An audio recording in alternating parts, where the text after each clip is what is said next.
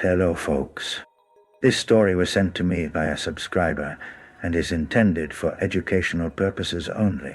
Thank you for watching. 4 grams magic mushroom. The Great Squirrel Conspiracy and the Talking Toaster. I had always been curious about magic mushrooms, so one Saturday afternoon I decided to take 4 grams of fresh psychedelic fungi, thinking I'd have a mellow, nature-inspired journey. Boy, was I in for a wild ride. Within the first 30 minutes, the trees outside my window started to sway with exaggerated enthusiasm, almost like they were nodding knowingly at me. I sat down on my couch, feeling the room breathe, and that's when it all began. Suddenly, a squirrel appeared on my windowsill, but not just any squirrel. It was wearing tiny sunglasses and a little leather jacket. It stared right into my soul, blinking twice in perfect synchronization with my heartbeat. I blinked back, trying to process if I was hallucinating or if the squirrel had just become my new spirit guide. The squirrel then jumped inside, and to my astonishment, it began speaking. "Listen, human. We have been watching you.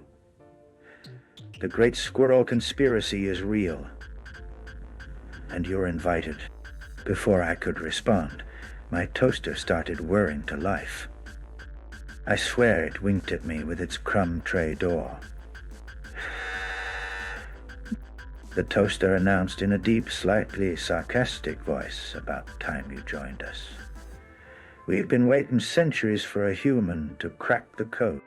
I rubbed my eyes, wondering if the mushrooms were actually frying my brain. But no. There they were. A talking squirrel in leather and a sarcastic toaster, ready to spill some cosmic beans. The squirrel hopped onto the armrest and began its story. You see, humans think squirrels are just nuts and acorns collectors, but we're much more. We're interdimensional spies, protecting the balance between your world and the hyper-reality of your parallel dimension where nuts hold the secrets of the universe. I was mesmerized, hanging on every word as the toaster chimed in.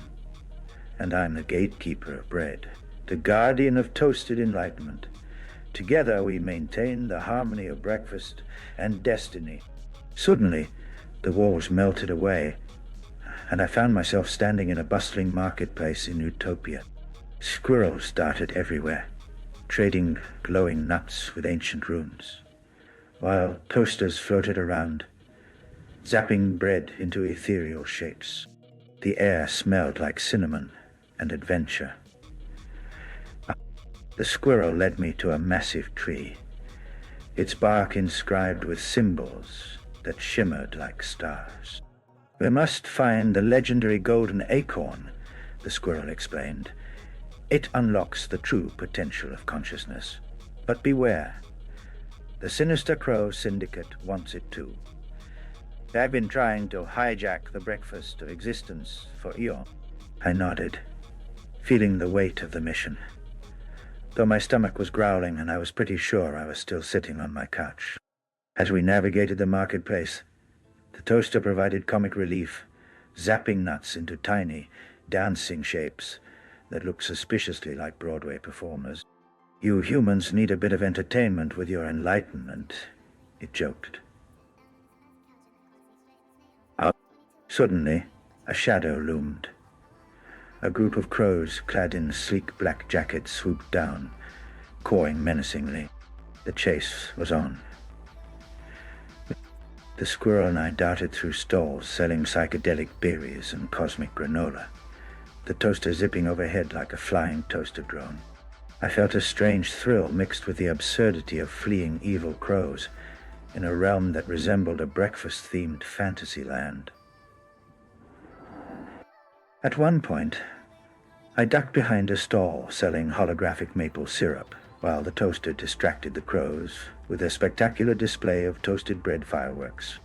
Finally, we reached the ancient tree and spotted the golden acorn glowing on a pedestal.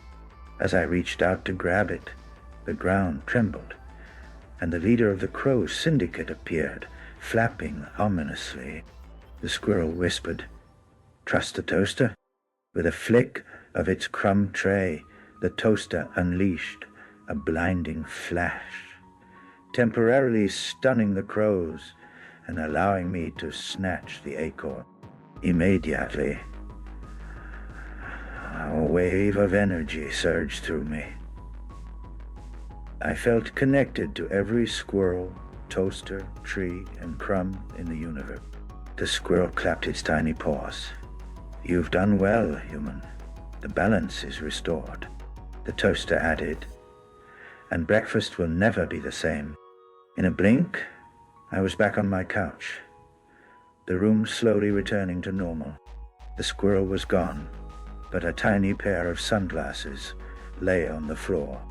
I looked at the toaster, which hummed quietly, as if nothing had happened.